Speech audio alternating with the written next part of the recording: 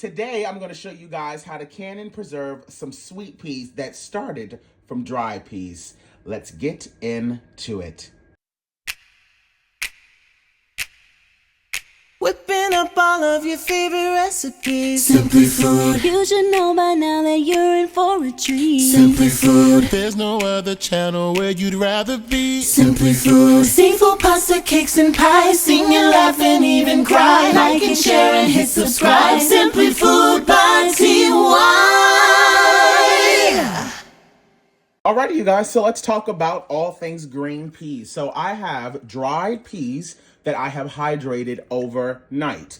Now, as you can see, these have that beautiful green color that we all know and love, but I want to show you what these actually looked like before I soaked them overnight. Now, you can purchase these online. You can purchase them on Amazon, Walmart, sometimes even grocery stores sell them. But I just wanted you guys to see that this is what the peas look like when you get them dried. They kind of have a gray hue to them. They're also much smaller than what you see inside of the soak pan. See, this is what they look like when you first get them. Super, super small, kind of have a gray hue to them. You put them in a large bowl, cover them up with water, and that's going to not only help rehydrate them, it's going to bring the color back to life. Now, these are still hard as a brick. This is no different than any type of bean. They've not been partially cooked off or anything like that. And I know a lot of different people do this, many different ways in regards to how they like to process their green peas. Some people like to partially boil theirs before they do it. Some people do the quick soaking method where they just put their peas inside boiling water for 2 minutes. I'm not going to be doing any of that because I feel like these are going to be cooking in a pressure canner at 10 pounds of pressure for 75 minutes.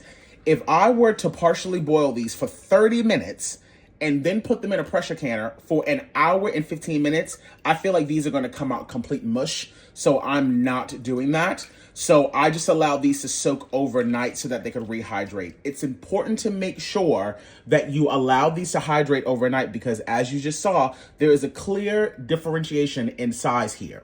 These ones are much bigger. They're going to take up a lot more space inside of the jar. And that's important because when we go to fill up our jars, you want to know how much headspace you need to leave. And if you were to just put in the raw dry peas into your jars, well, you're going to run the risk of either putting way too many in there or not putting enough. So it's best to let them soak so that they can be the size that they're meant to be, which is about this. I'm now going to take this over to the sink. I'm going to sort through the peas, get rid of any bad ones that kind of look like this. You want to get rid of those, anything that looks like that. And then I'm going to continue rinsing these off until this water is running clear. However many times that takes for you will just depend on where you got your peas from. Now, just also know that this is not going to be the same way that you would process your peas if you were using fresh peas. That's a completely different process. And if I ever am able to get my hands on some good quality fresh peas, I will be sure to redo this video again. But if you see any peas like this that are tan and gray looking, you want to discard those. I'll be back momentarily.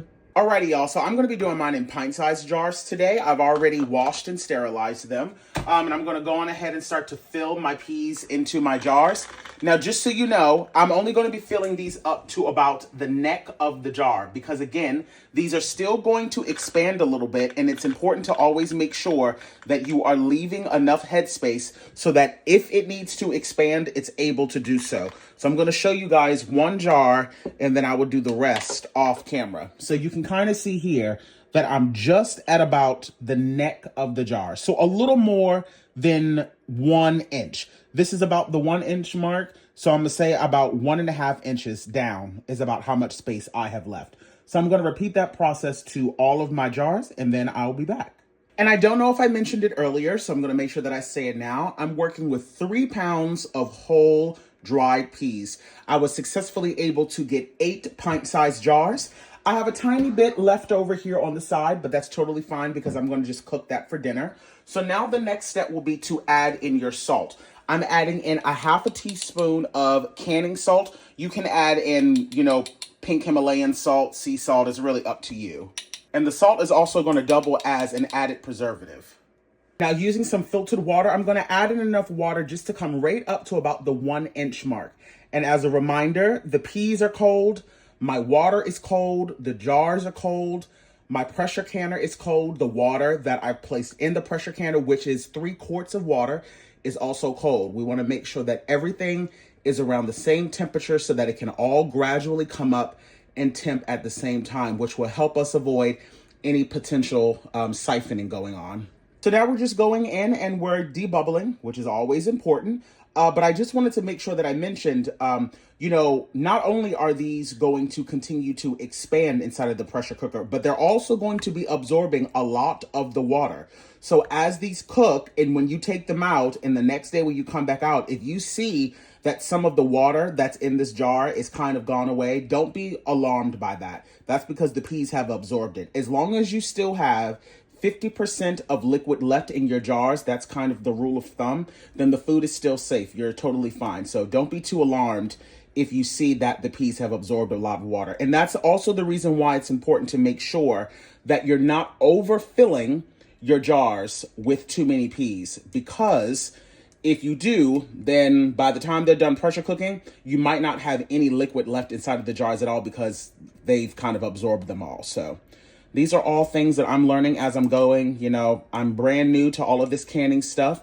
I'm open to constructive criticism, and I understand that there is world of rebel canning versus the FDA approved stuff. But for me, I like to go by science and really pay attention to why certain people do things certain ways.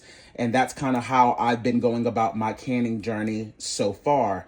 So it's all been very, very exciting. So now that I'm just about done debubbling these, I'm now going to go around the rims of this with a paper towel with some water.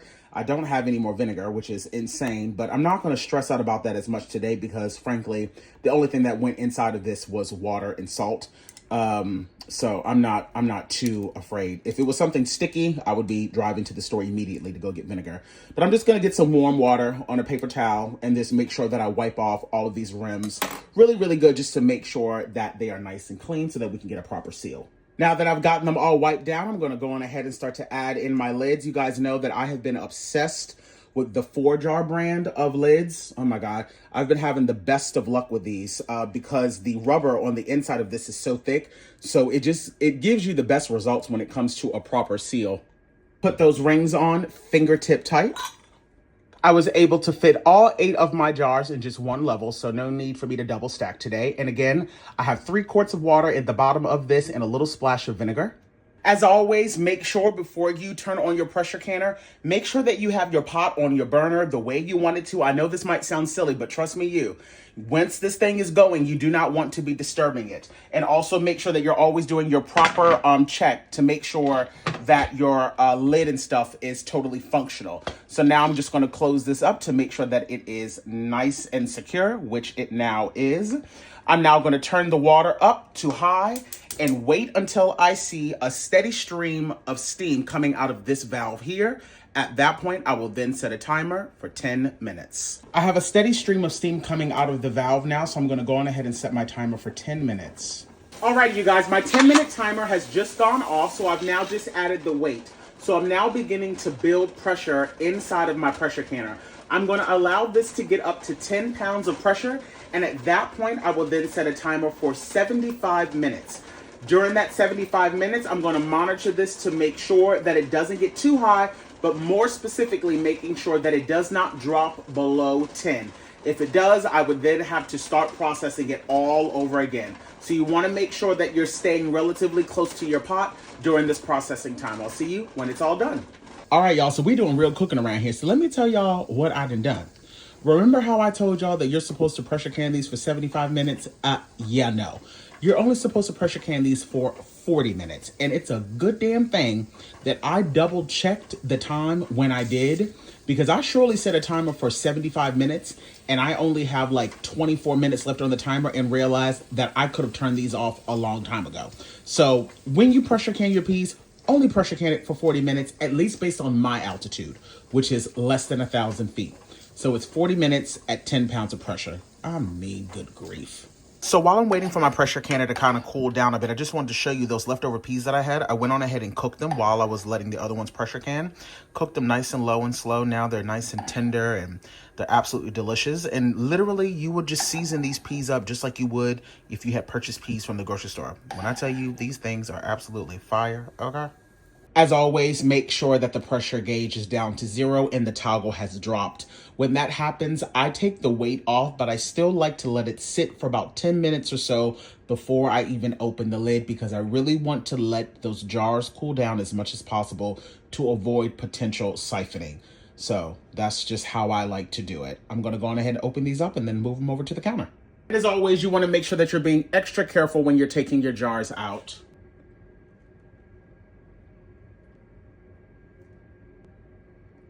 Now transferred all of my peas over to the counter, where I'm now going to place a towel over these and leave these undisturbed for 24 hours.